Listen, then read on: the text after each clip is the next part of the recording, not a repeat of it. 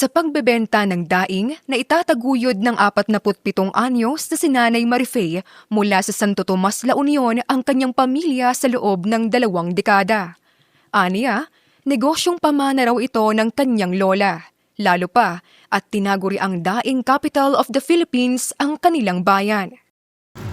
Nakapatayo kami ng bahay. Dito kami kumukuha ng mga pagkain namin. Sa tagal na niya sa industriya, plastic bags ang kanyang ginagamit na pambalot ng paninda. Pero ang problema, malaking hamon sa kanya at iba pa niyang kasamahang nagtitinda ang pagbabawal ng single-use plastic. Ito'y sa ilalim ng Provincial Ordinance No. 426-2023 o mas kilala bilang Plastic Code of La Union. Ipinasa ito taong 2023. Pagamat 3 taon na ang nakalilipas, aminado ang pamahalaang bayan na ipatupad ito lalo na sa industriya ng daing. Pero ngayong 2026, maghihigpit na raw sila.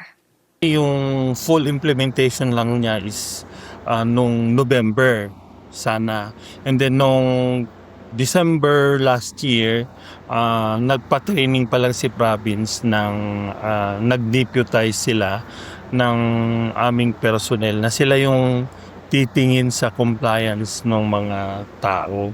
So by now, 2026, yun na yung talagang mag-i-issue na ng citation ticket sa mga lumalabag ng paggamit ng plastic sa Santo Tomas.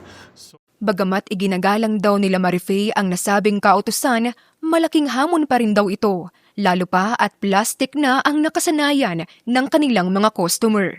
Kasi yung iba naghanap ng plastic. Pag maramihan yung bibilihin, kailangan ng plastic. Kasi mabubutasan pag yung papel lang. Kasi mahal mahal ang papel. Ang newspaper per kilo, 60 pesos. Ewan ko lang yung Manila paper kung magkano. Base sa nasabing provincial ordinance, 2,000 pesos ang multa sa first offense, 3,000 pesos naman sa second offense, at 5,000 pesos sa ikatlo at susunod pang mga paglabag. Hati naman ang opinyon dito ng mga mamimili. Kasi yung plastic ay nakasisira, lalo na pag nagkalat yan, tapos sinusunog, nakaka-epekto sa bagay yun, di ba? Kapag hinga. Tapos yung iba naman hindi sumusunod. Ngayon, kung yun talagang ng gobyerno natin, doon siyempre no choice naman tayo, sundin natin para di tayo makasala sa gobyerno. Okay lang yung mga plastic, kahit bawal ang plastic, okay lang.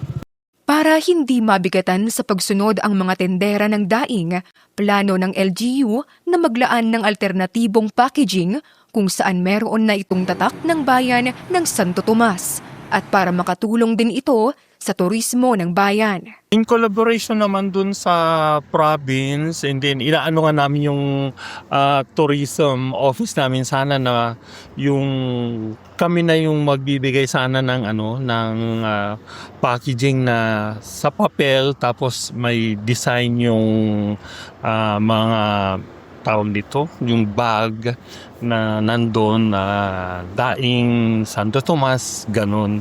Yung plano namin sa aming tourism officer na para maiwasan din yung paggamit ng plastic. Hinihikayat naman ng pamahalaang bayan ang publiko na makiisa rito, alang-alang sa paglaban sa polusyon at pagprotekta sa kalikasan. Trixie Fernandez, RNG News.